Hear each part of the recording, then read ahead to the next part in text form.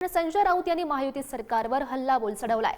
फडणवीस शिंदेंनी मुंबईला दिल्लीचं पाय पुसणं केलंय असं त्यांनी म्हटलं आणि सत्ताधाऱ्यांच्या मदतीनं गुजरातचे धनिक मुंबईला त्यांची पटीक बनवू पाहतायत असंही त्यांच्याकडून म्हणण्यात आलंय। सत्ताधारी मूर्ख आहेत, त्यांचं डोकं ठिकाणावर आहे का असा सवालही संजय राऊत यांनी उपस्थित केलेला आहे। घणाघात केल्याचं बघायला मिळत आहे। महायुतीकडून मुंबई लुटण्याचा डाव असल्याचं सुद्धा संजय राऊत यांनी ही टीका केली।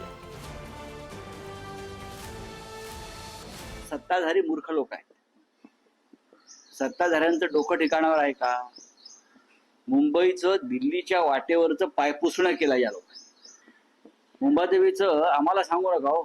आणि काही धनिक शेठ गुजरातचे आणि राज्यकर्ते मुंबईला त्यांची बटीक बनवू इच्छितात, म्हणजे तोच अर्थ आहे। हे आम्हाला तुम्ही शब्द काय, वाक्य काय, संस्कृती काय अजिबात शिकवू नका।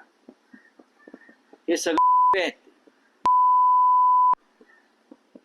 दिल्लीचे, मुंबई लुटायला निघालेले। त्यांनी काय आम्हाला शिकवायचं मराठी माणसाला?